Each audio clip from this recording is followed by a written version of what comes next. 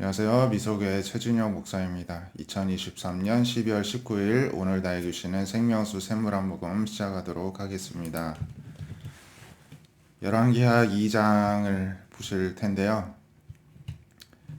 엘리야가 이제 하나님의 뜻대로 엘리사를 후임 선지자로 임명을 하고 이제 승천을 앞두고 있었습니다. 그때 이제 엘리야가 엘리사에게 말하기를 나를 너에게서 데려감을 당하기 전에 내가 너에게 어떻게 할지를 구하라. 그랬더니 엘리사가 당신의 성령이 하시는 역사가 갑절이나 나에게 있게 하소서 이제 간구하였습니다. 이렇게 기도해 달라는 것이죠. 그랬더니 엘리야가 너가 어려운 일을 구하는도다. 그러나 나를 너에게서 데려가시는 것을 너가 보면 그 일이 너에게 이루어지려니와 그렇지 아니하면 이루어지지 아니하리라 이제 하였습니다.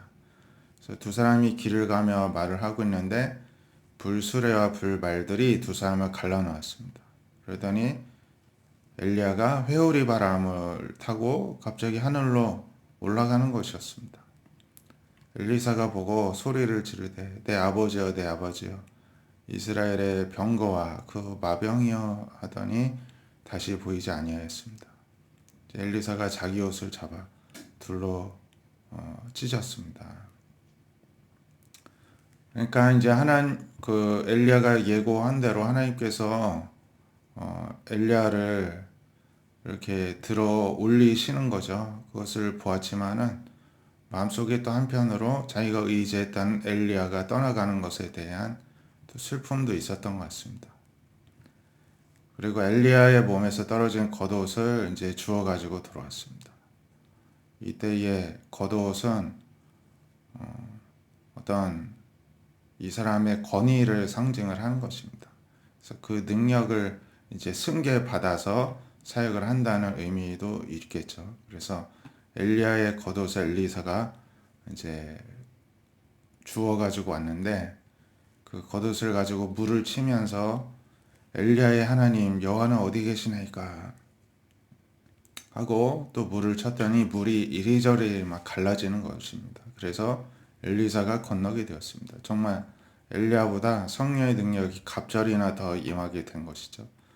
그래서 맞은편 여리고에 있는 선지자의 제자들이 이 광경을 보더니 엘리야의 성령의 역사가 엘리사 위에 머물렀다. 이제 하고서는 엘리사한테 가서 땅에 엎드려 이제 섬기기 시작하였습니다. 그러면서 용감한 사람 50이 있는데 가서 엘리야를 찾게 해달라는 것입니다.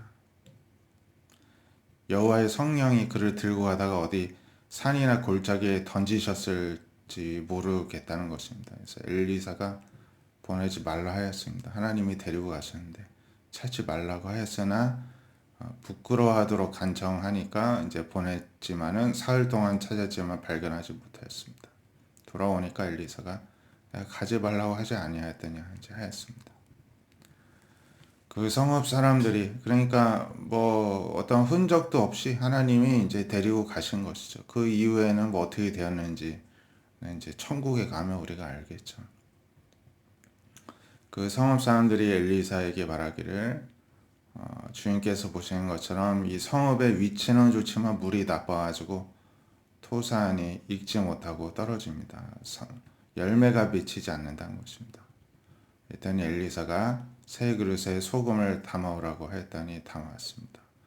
그러면서 물 근원으로 나가서 소금을 던지면서 여호와의 말씀이 내가 이 물을 굳혔으니 이로부터 다시는 죽음이나 열매 맺지 못함이 없을지니라 하고 이제 하나님의 말씀을 대언하였습니다. 그랬더니 엘리사가 한 말처럼 고쳐져서 오늘날까지 존재한다. 이렇게 전하고 있습니다. 과연 그 성령의 역사가 갑절이나 임하였음을 볼 수가 있습니다. 사도행전 3장 17절에 이제 이 베드로가 이 유대인들 앞에 설교를 하죠. 형제들아 너희가 알지 못하여서 예수님 잡아 죽이지 않았느냐 이제 책망을 합니다. 그러나 하나님이 모든 선지자 입을 통하여 그리스도가 고난 받으신 것을 예언하신 것처럼 이루신 것이기도 하다. 이와 같이 이루셨다. 그러므로 너희가 너무 자책만 할 게 아니라 회개하고 돌이켜서 죄 사함을 받으라. 이제 권면을 합니다. 그러면 너희를 위하여 예정하신 그리스도 곧 예수님을 보내실 것이다. 하나님이 영원 전부터 이제 선지자들을 통해서 말씀하신 것처럼 만물을 회복할 때까지 하늘이 마땅히 그를 받아두지만은 다시 이제 오신다는 것이죠. 그래서 너희는 선지자들의 자손이여, 또 너희 조상과 이제 하나님이 언약을 맺은 그러한 축복된 아브라함의 후손이지 않느냐. 그러므로 또 하나님이 그 종을 세워 복주시려고 너에게 먼저 보내셨으니 너희가 이 악함을 이제 버릴 수 있도록 하셨으니까 회개하고 돌이키라는 것입니다. 그래서 사도들이 백성에게 이렇게 설교할 때에 제사장들과 또 성전 관리인들과 사두개인들이 예수 안에 죽은 자의 부활이 있다고 백성을 가르치고 전함을 싫어하였습니다. 그래서 그들을 잡아서 이튿날까지 가두었으나 말씀을 들은 사람 중에 믿는 자가 많아져서 남자의 수가 약 5천이나 되었다는 것입니다.